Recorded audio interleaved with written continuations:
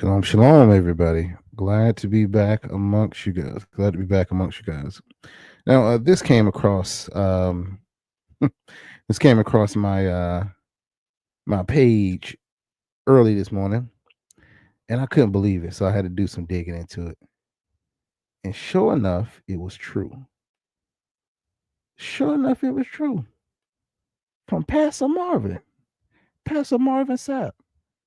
Now, if you guys know me, like over the years, I've put his music out there. You know, I listen to his music every single day. And then I start seeing the stuff he's doing with Kurt Franklin on stage. And then I start seeing the way he's preaching and carrying on. I'm like, okay, I can get past I can get past a pass, you know, because the way the music helped me. But it wasn't the music that helped me, it was the Father that helped me. And even now, it's still the Father that's helping me. So without further ado, let's get into the clip. Let's get into the video. See what Pastor talking about. See here. Make sure let me make sure it's up. I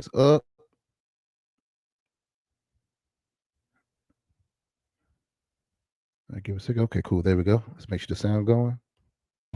And this is what I need you to do. If you're giving all right, how does it sound?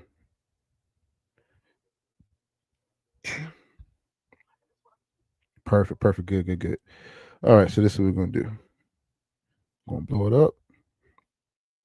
All right, it's the best we're gonna do. It's a short. Let's go. And this is what I need you to do. If you're giving electronically or even if you're giving tangibly, I'm gonna have y'all come to the altar and give it because I need to see 1,000 people moving. Pastor and gospel singer Marvin Sapp is pissed and speaking out after being accused of holding his congregation hostage and demanding $40,000. Marvin Sapp took to Facebook with a message to clear up all rumors. In short, Marvin Sapp wrote, "A clip has gone viral of me challenging 2,000 individuals virtually and in person to plant a seed of $20 during an international gathering held at a convention center. Some have taken issue with a particular..." Now, let's stop right there. He said a clip of him challenging. He was challenging people. He was not demanding it of them, according to what he wrote in the post, right? Huh.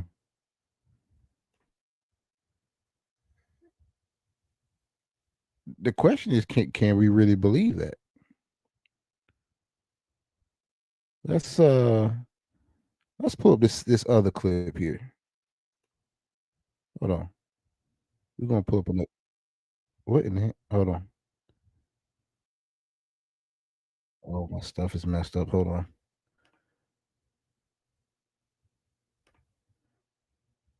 Okay, here we go. Come on, YouTube playing with me right now. Okay, pause. Here we go. Close that. Don't want to spoil the surprise. Yeah. Okay, so we're going to pause on this one right here. We're going to stop. And we're going to go to the other screen, actually. Now, this is the infamous clip here. Let's see if we can get a better quality. 480. And we're going to do full screen. All right, sound on.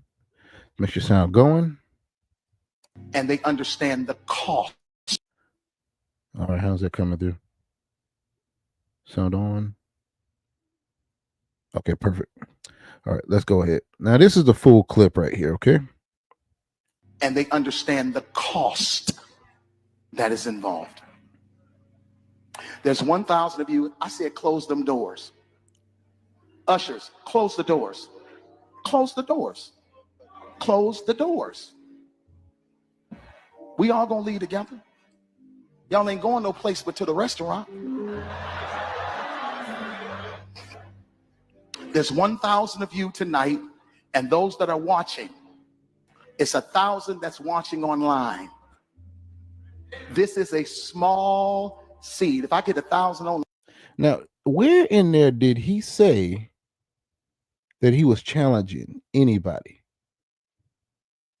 Where in there did he say, can you give? So he wasn't asking. He was telling. So that he wasn't challenging nobody. Let's go back. Maybe my ears are messed up. I don't know. And they understand the cost that is involved. There's 1,000 of you. I said, close them doors. Ushers, close the doors. Close the doors. Close the doors. So did it sound like he was asking the ushers to close the door? Or he was commanding them to close the doors?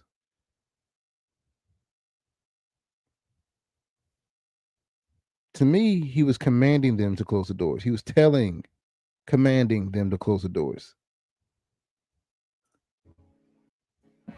We all gonna leave together.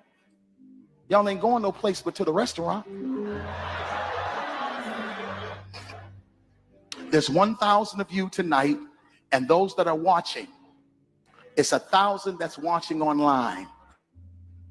This is a small seed. If I get 1,000 online to give this, if I get 1,000 in the sanctuary to give this, that's $40,000 tonight.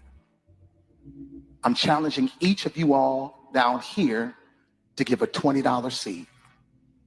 I just think $20 is a lot of money. $20, believe it or not, when my late wife, Melinda P. Sapp, was alive, was a good date. Now he's begging. Now he's saying, I challenge y'all now. Now he's begging you all. It went from a challenge to now I'm begging. And now I'm going to guilt you. I'm going to try to shame you. Because back when I was married in the 90s, $20 went a long way.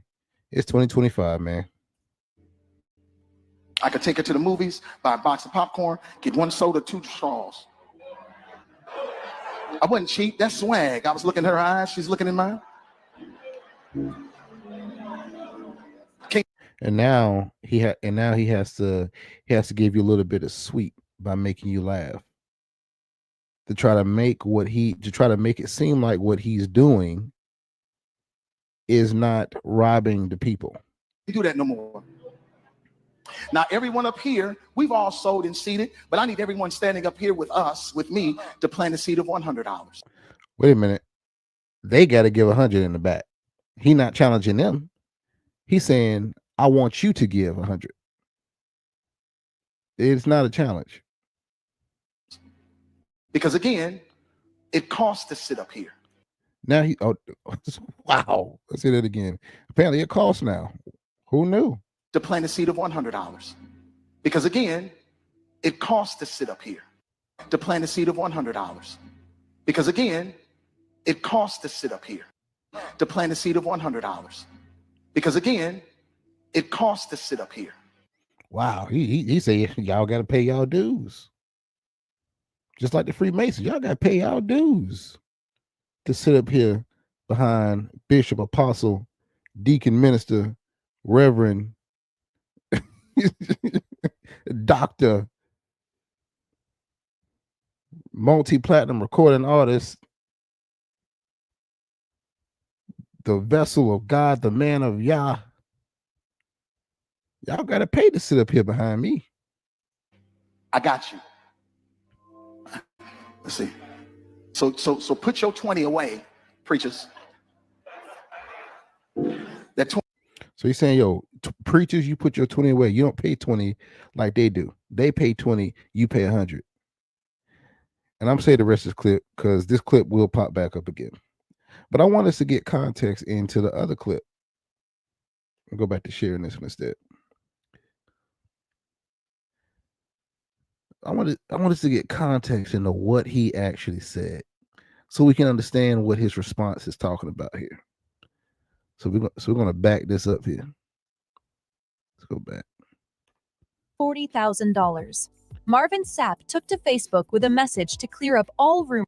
Actually, that's right. In short, Marvin Sapp wrote, A clip has gone viral of me challenging 2,000 individuals virtually and in person to plant a seed of $20 during an international gathering held at a convention center. Some have taken issue with a particular moment when I instructed the ushers, rather firmly, to close the doors during the offering. To those unfamiliar with the church context, or who may not regularly attend worship gatherings, this has been misinterpreted as holding people hostage.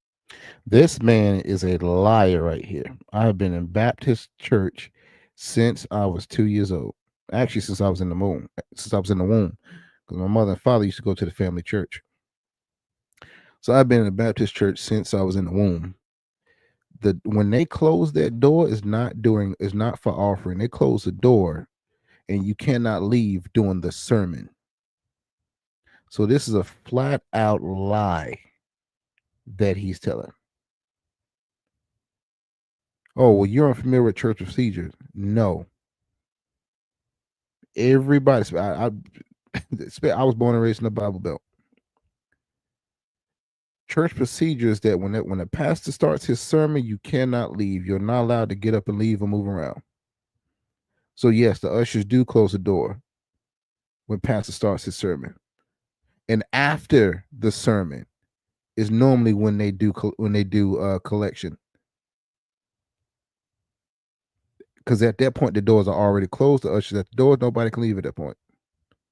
So this is a bold-faced lie he's telling right here.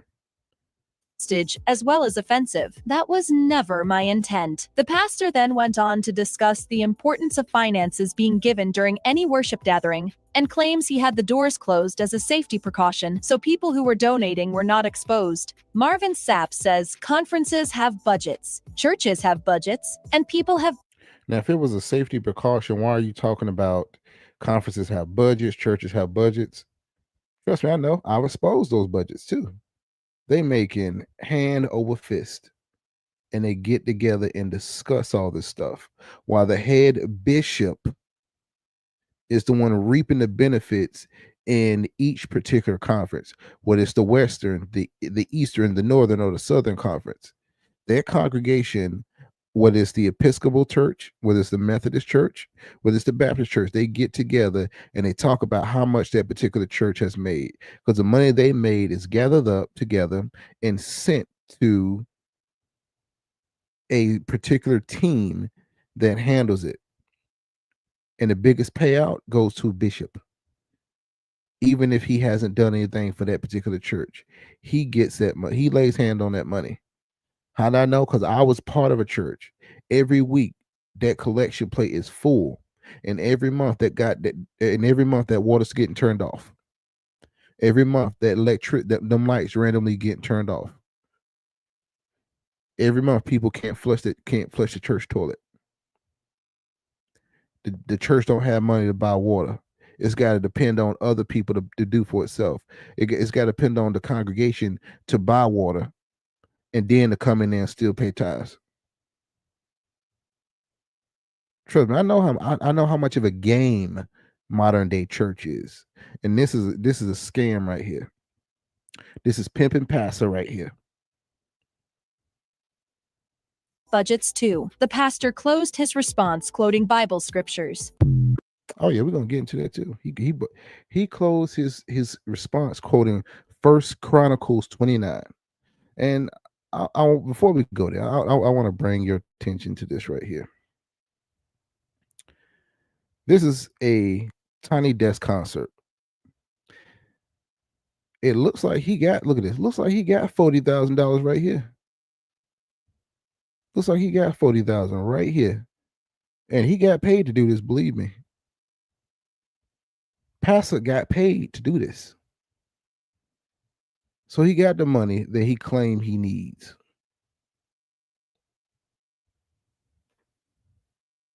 So it's a load of BS that Marvin Pastor Sapp is putting out there. Marvin Bishop, head pastor, Reverend Evangelist Sapp is putting out there. Let's get on ahead into the scripture here that he was referring to in his response. Let's try to clear this up for the people. He was referring to First Chronicles 29. And it reads, furthermore, David the king said unto all the congregation, Solomon, my son, whom alone God hath chosen, is yet young and tender, and the work is great, for the palace is not for man, but for the Lord Yah. What can we gather from this very first sentence right here, from the very first verse right here? David is erecting a palace, a temple for the Most High. Remember, David's still a man after Yah's own heart. Solomon is young, so he knows not to do these things yet. Verse 2. Now I have prepared with all my might for the house of my God, my Yah, the gold for things to be made of gold, and the silver for things of silver, and the brass for things of brass, the iron for things of iron, and wood for things of wood, onyx stones, and stones to be set, glistering stones, and the divers and of divers colors, and all manner of precious stones and marble stones in abundance. So David has given his all at this point. Verse 3, moreover, because I have set my affection to the house of my Yah, I have of mine own proper good of gold and silver, which I have given to the house of my Yah, over and above all that I have prepared for the holy house. So verse 3, what is David saying? David is saying that I have given mine own. One thing you never see when these pulpit bandits are begging for donations and or challenging, quote unquote, challenging the congregation to give, is you never see them giving first. You never see them just put their wallet in there, empty their wallet out, put their bank account in there. You never see them do that first. Every time that plate come up, they telling you, well, you ain't giving your 10%. They getting on you about what you not doing.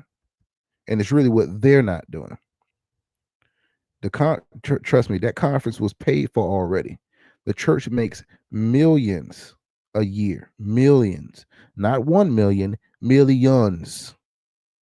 Plural. More than 1 million a year. That conference was paid for. Security paid for. Food paid for.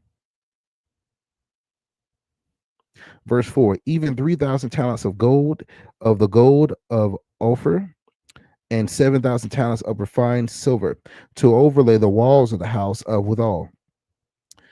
The gold for things of gold, the silver for things of silver, and for all manner of work to be made by the hands of artificers.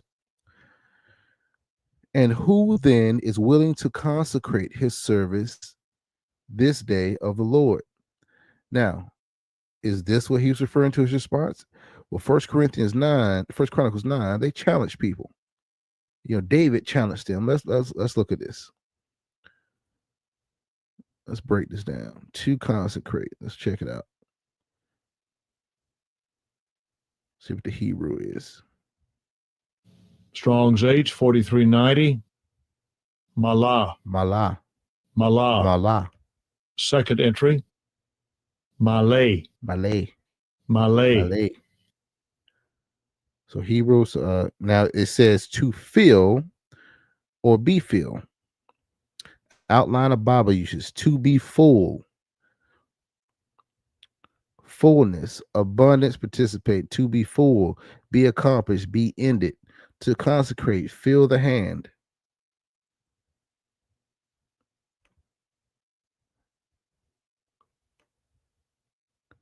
So that's what consecrate is in the context of this verse right here, First Chronicles 29. So 29:5, he's saying, and who then is willing to consecrate his service this day unto the Lord? Now, in my humble opinion, it's not specified that he's speaking to anybody. But it says in verse 6, then the chief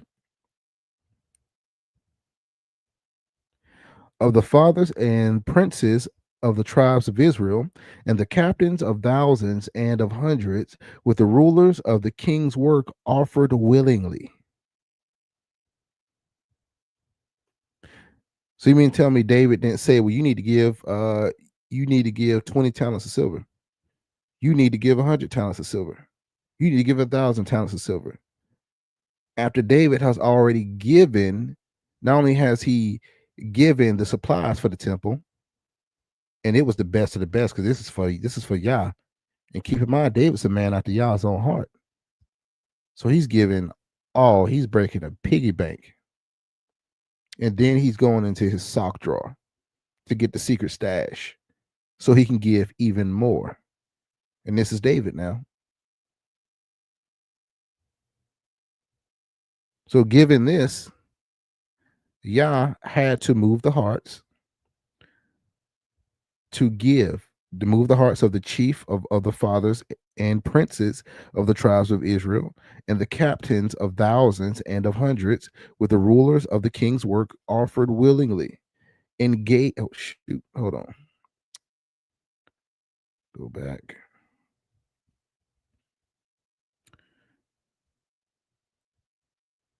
This, and gave for the service of the house of God, of the house of Yah, of gold 5,000 talents, 10,000 drams, and silver 10,000 talents, and of brass 18,000 talents, and of 100,000 talents of iron. I keep hitting the darn button. Oh, I apologize. All right, here we go. And they with whom precious stones were found gave them to the treasure of the house of the Lord by the hand of Jehiel the Gershonite. Then the people rejoiced, for they offered willingly. So they weren't shamed into giving it by passer. Mind you, David was just the king of Israel. He wasn't pastor. But Yah moved their hearts to give willingly.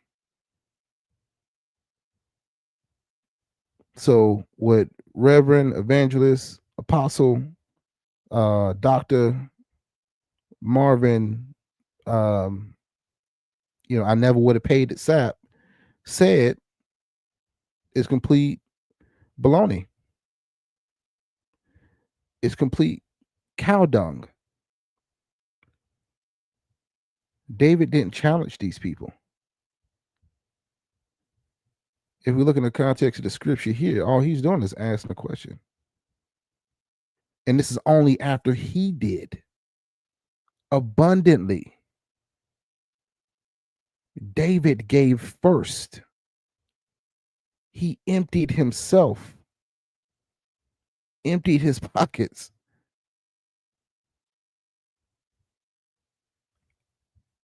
I'll see Reverend Marvin doing that. And then there's even another clip of him in his big mansion. Now I showed a still of the Tiny Desk video, and he's wearing Gucci. I can almost guarantee you that most of his congregation aren't wearing Gucci. And he said it's a conference. You pay to go to conferences. I can tell you from personal experience, you pay to go to conferences. And then when you get there, they sell to you. And then you gotta give to the church. They sell oil, they sell prayer cloths there. They sell special books, special memoirs about a certain reverend or pastor or bishop. They hold meetings to make the people feel involved, so they feel like they know where their money is going, but they really aren't that involved. So this man, this pastor, is a liar and a deceiver. That is not what 1 Chronicles 29 says. That is not what David did.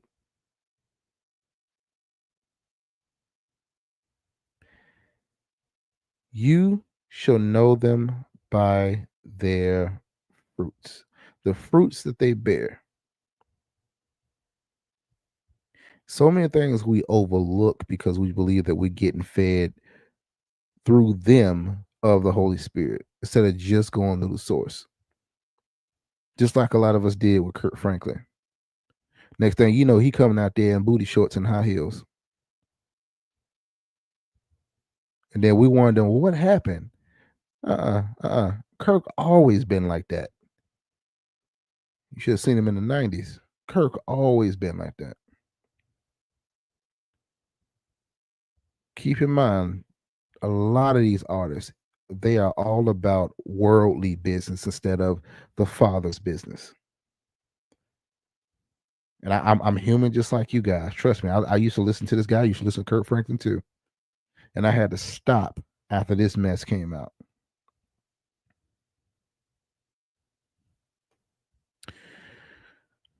But man, this detestable stuff. But hey, the truth is the truth, man. What are you going to do? You're either going to accept the truth or not accept the truth. But that's live, everybody. Shalom, shalom. I pray this to bless you guys much. You bless me to put it out. I pray the complete time of God over you guys. The sword of spirit, the shield of faith, the helmet of salvation, the breastplate of righteousness, the belt of truth, and the boots quick with the peace of the gospel. So you may be able to stand in the evil day and be able to quench the fiery arrows of the enemy when they are fired at your way. Also, so that you may be able to stand against the enemy. Remember to always get in your word daily, whether you're just reading a verse or a chapter. Feed your spirit daily. And don't forget also, if you have to, plan a fast every week. Take a day or 2 or 3. Plan a fast every single week. Build up your spirit, man, so you can do longer fast. So your discernment gets better. So your relationship with the Father gets better. And that you don't fall into being lost when it comes to people like this liar right here. Shalom, shalom, everybody, for King and Kingdom.